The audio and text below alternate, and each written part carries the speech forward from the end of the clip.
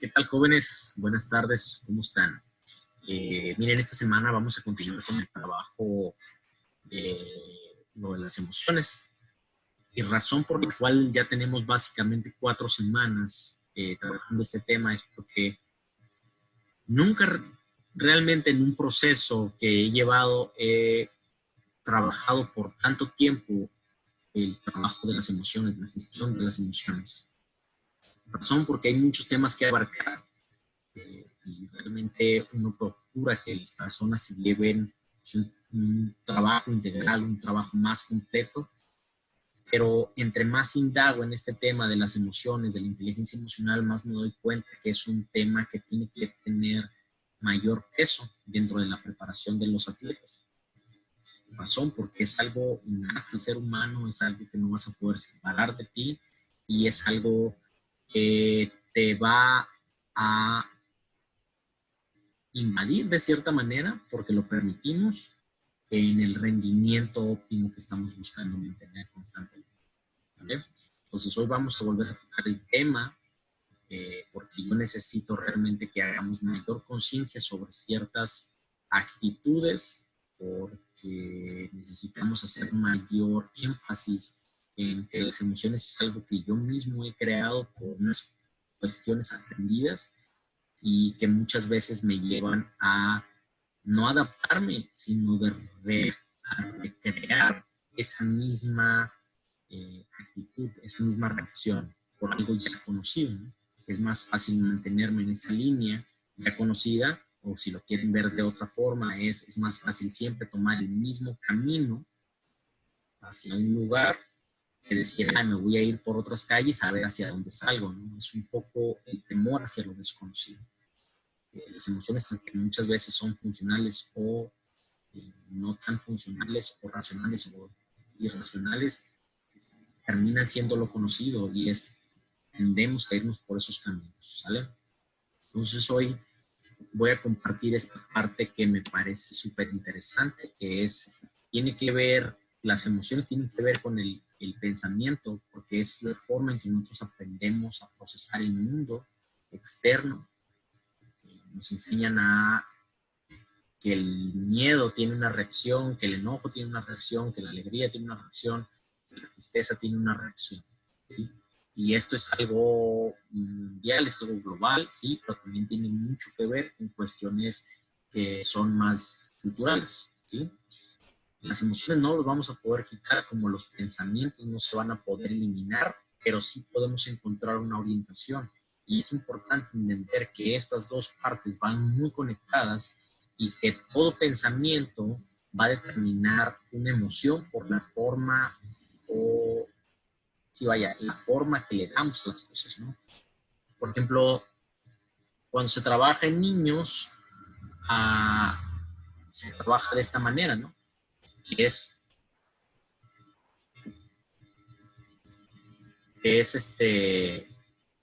disculpen.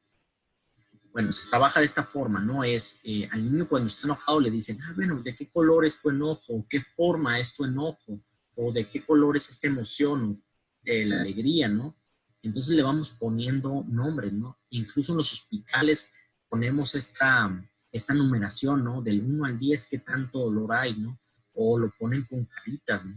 Es el rojo y muy enojado, ¿no? Significa pues eso, ¿no? Muy enojado, ¿no? Y luego lo vas apagando a naranja, amarillo, hasta llegar a verde, que es el más feliz, ¿no? Ese es como vamos entendiendo este tipo de conceptos y estos conceptos realmente van generando procesar información. Rojo, en la mayor parte de los informes que realizamos, significa alarma, ¿no? Amarillo o naranja es un poco moderado y verde está bien, ¿no? Estamos excelente en este aspecto.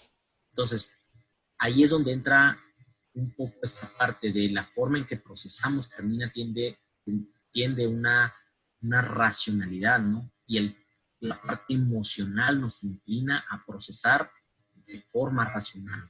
Yo le tengo miedo a una araña, es mi emoción, mi miedo tiene un fundamento. Y esta es una razón para mí. Y la otra parte no la entiendo como algo irracional, ¿no? Es decir, pero ¿por qué tienes miedo a una araña, no? Si yo no le tengo miedo a las arañas, es simplemente enfréntate a esto. Para ti, lo que está viviendo la otra persona puede ser irracional, pero cada uno de nosotros vivimos estas emociones como algo propio, algo real, ¿sí? Y es donde yo les explicaba la vez pasada, es tu mente no va a entender entre lo que es ficticio y lo que es real. Todo lo va a vivir como algo real porque es la forma en que hemos estructurado a nuestro cerebro, la forma en que le hemos enseñado a procesar información. Yo vuelvo a explicar esto porque para mí sí es bien importante que esto no se tome como un estoy tratando de cambiar cosas en ti, sino estamos intentarle darle a tu conciencia una forma distinta que le permita realmente conectarte más con esas emociones que te permiten lograr de una forma más sencilla estar en sintonía con el rendimiento que estás buscando. No es eliminar cosas, no es decir, es absurdo que te sientas así, esto no tiene un sentido, sino de realmente pensar un poco, apagar esa parte emocional en ese momento y encender la parte de la lógica, ¿no? Que es, ¿para qué te va a servir esa emoción en este momento, ¿no? Para oír, sí, es verdad, ¿no? Hace poco veía esto que decía, bueno, aquí está un poco esta parte que es, eh, las emociones tienen una función y usualmente cuando se nos compartía el otro día es todas estas emociones que son las más reconocidas, eh, tienden a protegerte hacia algo o a orientarte hacia algo, ¿no? Es el miedo te protege de algo, la sorpresa te orienta, la aversión es un rechazo hacia algo que no te gusta, la ira se siente de cierta manera y te dan ganas de apretar, destruir, golpear, ¿no? La alegría es para generar un bienestar interno y reproducir esa sensación. Y la tristeza tiene que ver mucho con el meterte a tus ideas, a tus pensamientos y reintegrarte o revalorar algunas cosas, ¿no? Todas estas emociones son parte innata del ser humano, no las vamos a poder eliminar nunca, pero sí vamos a poder realmente aprender cómo reacciono ante este tipo de emociones que yo mismo he producido, ¿sale?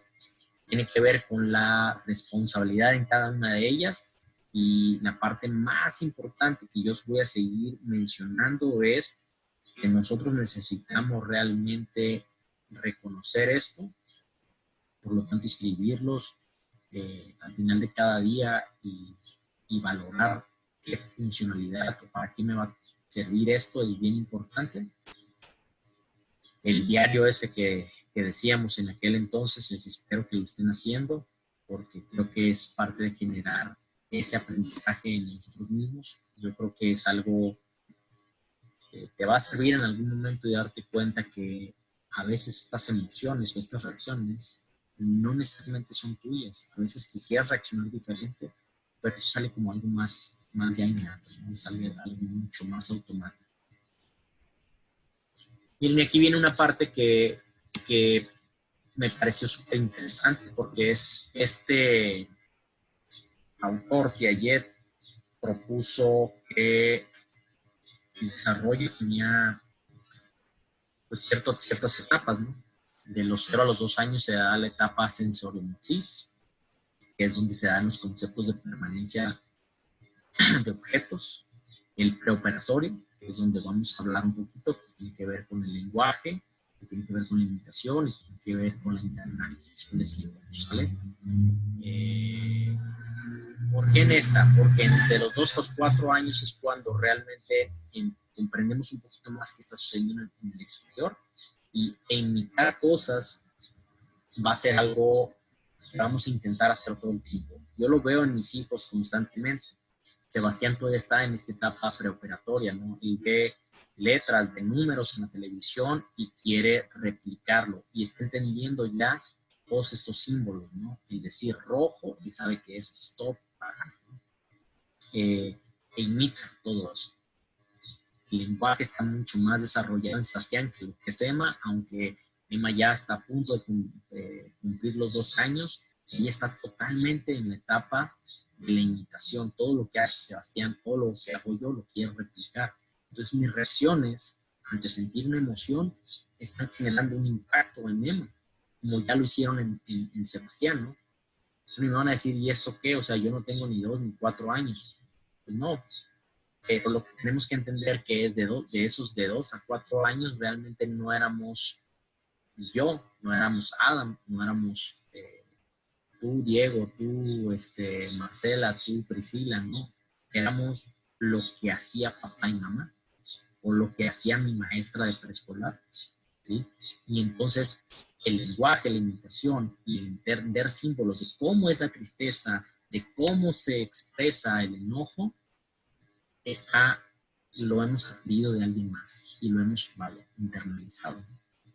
Y bueno, después vienen nosotros que ya llegaremos a la etapa esa, pero es bien importante que entendamos que estas formas de reaccionar y la inteligencia emocional tiene que ver con saber reconocer eso desde esa etapa y ver qué funcionalidad tiene en la actualidad, ¿sí?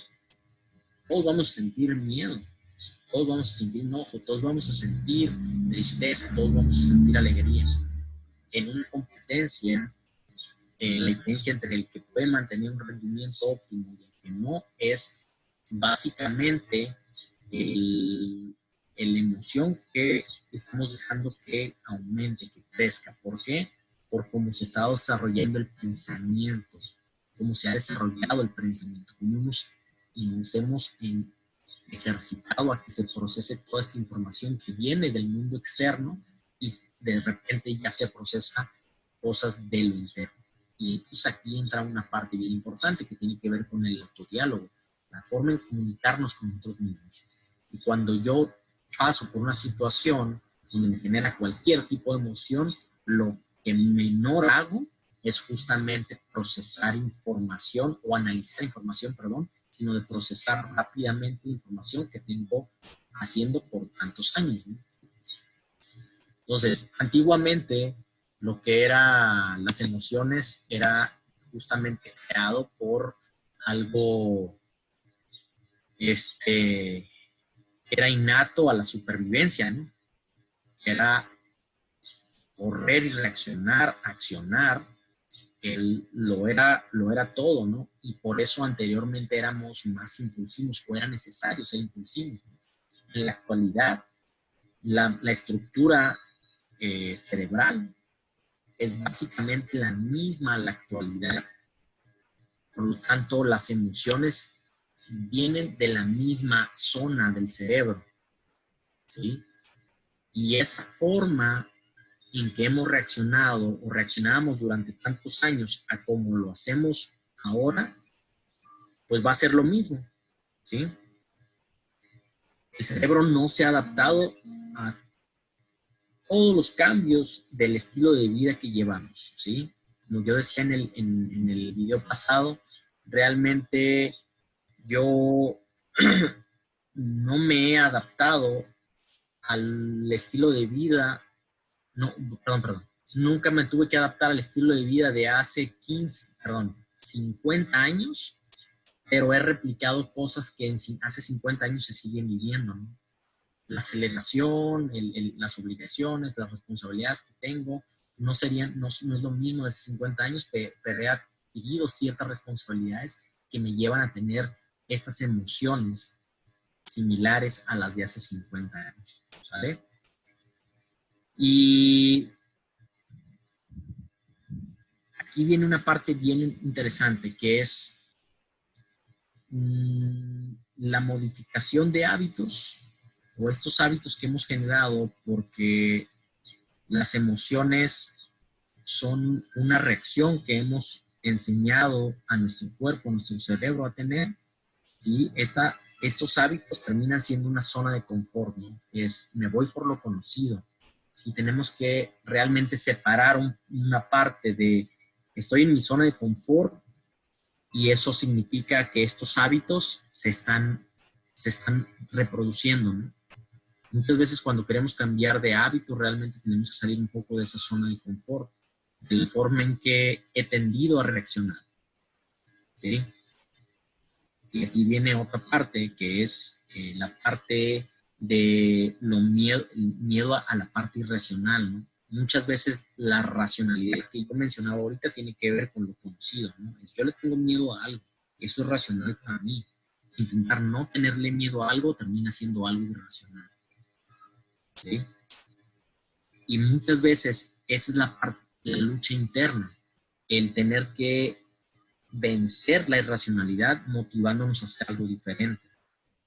Enseñarle a mi cuerpo, a mi cerebro, a reaccionar diferente o a reaccionar diferente ante una emoción, es estar motivado, ¿no? A salir de esta zona de confort e irme a una zona de aprendizaje para posteriormente generar un hábito positivo, ¿sí? Parte bien importante es entender que las emociones no se aprenden, sino que se aprenden las formas de reaccionar de las emociones. Y es ahí donde tenemos que trabajar. Es la forma en que he reaccionado por tantos años en una competencia, en algún momento me ha servido, sí, mantengo ese tipo de cosas. A lo mejor no en la pérdida del control, cuando siento algo que me está haciendo realmente hacérmelo un poco más complicado, no se centren básicamente en el resultado que se obtuvo, sino en el desarrollo para llegar al resultado, ¿sí? Que tiene que ver con el rendimiento, ¿sí?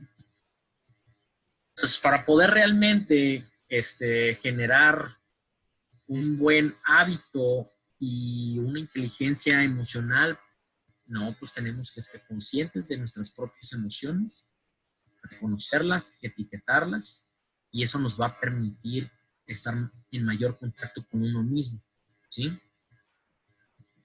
La segunda es buscar analizar esa emoción para poder regular tus propias emociones. Es importante que no se intente eliminar, no debo de sentir esto, ¿cómo no lo estás sintiendo? Pues, pero no es querer eliminar de golpe eso, sino regularte, ¿no? Yo les decía, yo creo que todos en algún momento hemos sentido una emoción y de forma automática eso va a generar que empiece a reducirse, ¿no? ¿Cómo? Pues te vas calmando con tus propios diálogos, con la respiración, platicas con alguien, desahogas algo y de eso te lleva otra vez a estar de vuelta a la calma, ¿no? Todo lo hacemos de manera pues, automática porque es parte de las funciones del cuerpo, del cerebro, no mantener por tanto tiempo estrés, porque eso si no, eso generaría un caos. Pero esa reacción impulsiva de mantenerte así no te va a llevar a mucho en lo absoluto. Y muchas veces perdemos de vista cierto tipo de cosas en el momento. Entonces es importante que ante ese tipo de reacción muchas veces analicemos de dónde proviene esta emoción. Y entonces la pregunta que siempre he dicho es, ¿para qué te va a servir esto? Y entonces ahí es cuando empezamos a reducir. Si no me va a servir, empiezo a calmarme. ¿A qué me engancho con algo que al final no va a tener utilidad? La parte que necesitamos buscar un equilibrio es entre la mente racional y la mente emocional, que tiene que ver con darle un significado a las cosas, darle una lógica a las cosas y dejarme llevar por la parte emocional del momento, o la parte animal. Entonces, por eso es importante generar conciencia, ¿no? ¿Desde dónde viene este tipo de cosas? No vamos a ser como leones donde siento una amenaza y voy a atacar o voy a huir. No podemos hacer ese tipo de cosas. Bueno, sí lo podemos hacer, pero vuelvo a repetir que tan funcional puede ser en ese momento.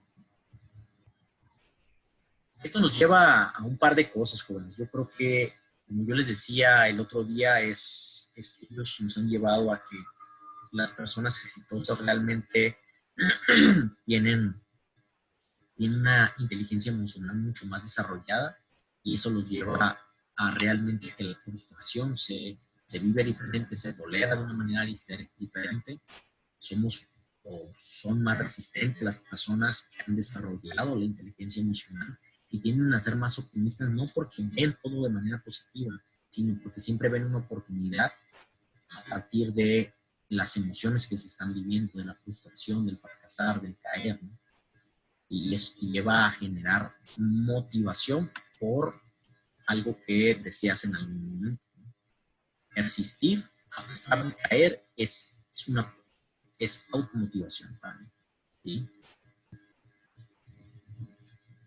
Un modo optimista te llevará a generar pensamientos más positivos y emociones que están más conectadas con algo útil en ese momento, ¿no?